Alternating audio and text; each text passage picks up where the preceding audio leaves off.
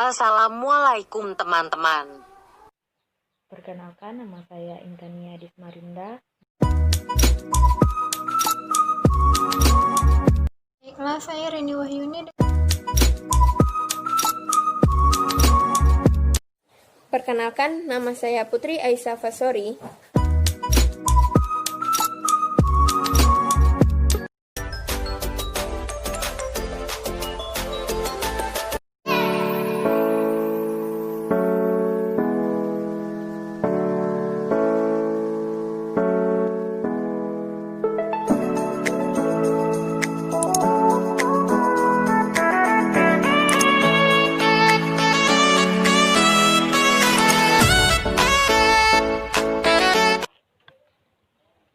Baiklah, saya akan menjelaskan tentang pengertian teori dan tingkatan teori. Teori adalah seperangkat konstruk atau konsep, definisi dan proporsi yang berfungsi untuk melihat fenomena secara sistematik melalui spesifikasi hubungan antara variabel sehingga dapat berguna untuk menjelaskan dan meramalkan fenomena. Teori adalah generalisasi atau sekelompok generalisasi yang dapat digunakan untuk menjelaskan berbagai fenomena secara sistemik atau sistematik. Sedangkan menurut Siti Rahayu Haditono menyatakan bahwa suatu teori akan memperoleh arti yang penting bila ia lebih banyak dapat melukiskan, menerangkan, dan meramalkan gejala yang ada. Ada tiga macam teori yang berhubungan dengan data empiris. Dengan demikian dapat dibedakan antara lain yaitu teori yang deduktif, teori yang induktif, dan teori fungsional. Berdasarkan tiga pandangan ini dapat disimpulkan bahwa teori dapat dipandang sebagai berikut. Teori menunjuk pada sekelompok hukum yang tersusun secara logis. Hukum-hukum ini biasanya sifat hubungannya yang deduktif. Suatu hukum menunjukkan suatu hubungan antara variabel-variabel empiris yang bersifat ejek dan dapat diramal sebelumnya. Suatu teori juga dapat merupakan suatu rangkuman tertulis mengenai suatu kelompok hukum yang diperoleh secara empiris dalam suatu bidang tertentu. Di sini biasanya terdapat hubungan yang fungsional antara data dan pendapatan yang teoritis. Yang kedua, tingkatan teori. Menurut Naumann, mengumumkakan tentang teori berdasarkan tingkatan yaitu yang pertama, teori tingkat mikro level. Dalam tingkatan ini memberi penjelasan hanya terbatas pada peristiwa yang bersifat berskala kecil, baik dari sisi waktu, ruang, maupun jumlah orang. Konsep biasanya tidak terlalu abstrak, seperti dalam sosiologi dikenal dengan teori phase work. Erving Goffman yang mengkaji kajian ritual dua orang yang saling berhadapan atau bertatap muka. Yang kedua, teori tingkat mesolevel. Teori ini menghubungkan tingkat mikro dan makro, atau untuk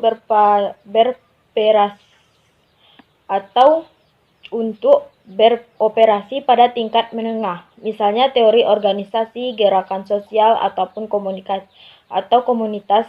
Teori Collin tentang kontrol organisasi. Yang ketiga, teori makro level. Teori ini menjelaskan objek yang lebih luas dan mencangkup pengoperasian agregat yang lebih besar seperti lembaga sosial, sistem budaya, dan masyarakat secara meluas. Materi selanjutnya yaitu tentang kegunaan teori dalam penelitian. Menurut Nanang Martono, teori dalam penelitian mempunyai kegunaan atau fungsi sebagai berikut. Yang pertama, memberikan pola dalam proses interpretasi data. Teori ini menyediakan berbagai argumentasi yang dapat digunakan untuk menganalisis atau memberikan penafsiran atas hasil penelitian yang telah diolah. Argumentasi akan lebih kuat apabila didukung dengan teori yang ada. Yang kedua yaitu menghubungkan satu studi dengan studi lainnya.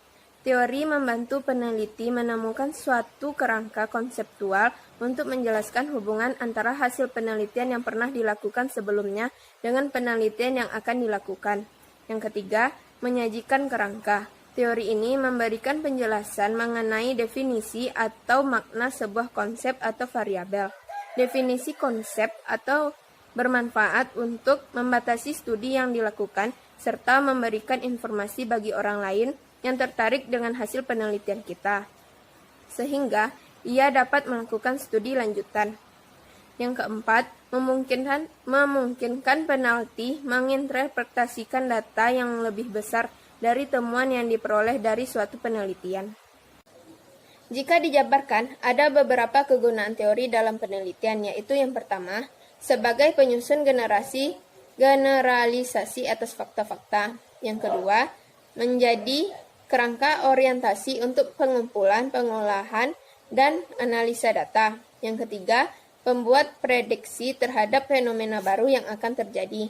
Yang keempat, pengawas lowongan dalam pengetahuan dengan cara deduksi.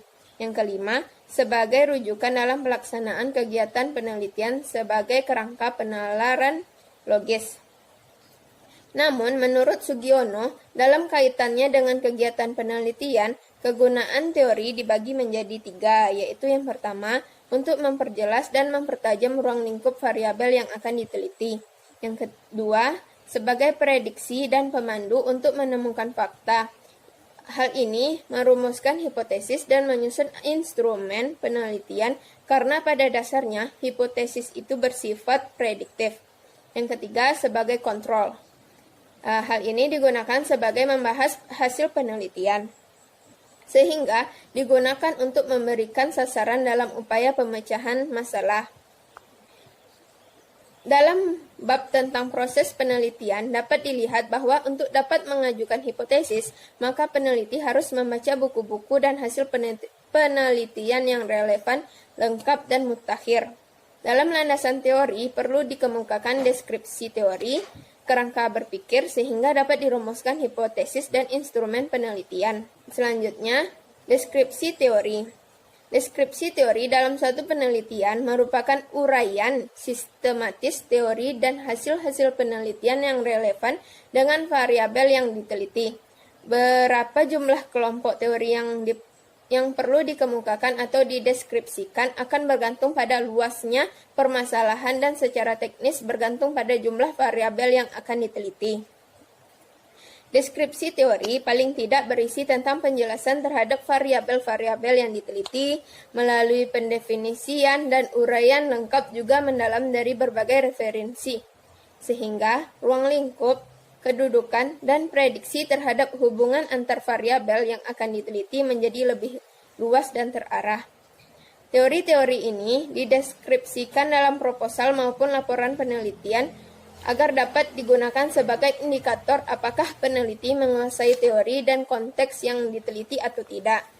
Variabel-variabel penelitian yang tidak didapat dijelaskan dengan baik dari segi pengertian maupun kedudukan dan hubungan antar variabel yang diteliti, menunjukkan bahwa peneliti tidak menguasai teori dan konteks penelitian. Untuk menguasai teori maupun generalisasi dari hasil penelitian, maka peneliti harus rajin membaca. Adapun langkah-langkah untuk dapat melakukan pendeskripsian teori adalah sebagai berikut. Yang pertama, menetapkan nama variabel yang diteliti dalam jumlah variabelnya. Yang kedua, mencari sumber bacaan sebanyak-banyaknya yang relevan dan setiap variabel yang akan diteliti.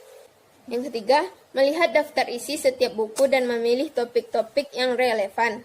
Yang keempat, mencari definisi setiap variabel yang akan diteliti pada setiap sumber bacaan, membandingkan antara satu sumber dengan sumber lainnya, melakukan analisis, merenungkan, dan membuat rumusan dengan bahasa sendiri tentang isi setiap sumber data yang dibaca.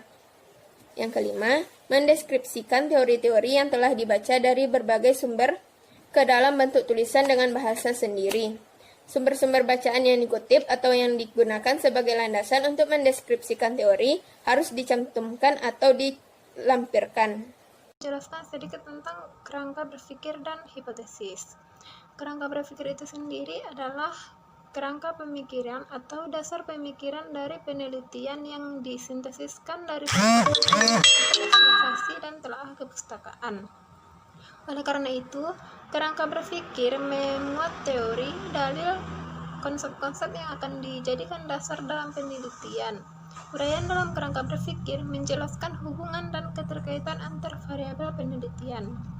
Kerangka berpikir juga menggambarkan alur pemikiran, penelitian, dan memberikan penjelasan kepada pembaca mengapa peneliti mempunyai anggapan seperti yang dinyatakan dalam hipotesis.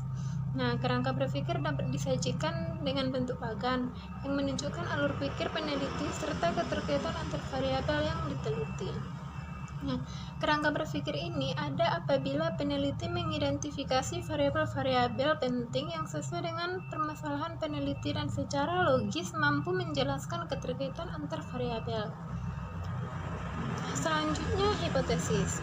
Hipotesis ini adalah jawaban sementara terhadap rumusan masalah atau submasalah yang diajukan oleh peneliti, yang dijabarkan dari landasan teori atau kajian teori, dan masih harus diuji kebenarannya melalui data empirik yang terkumpul atau penelitian ilmiah.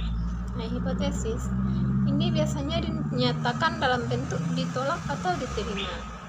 Hipotesis ini harus dibuat dalam setiap penelitian yang bersifat analitis.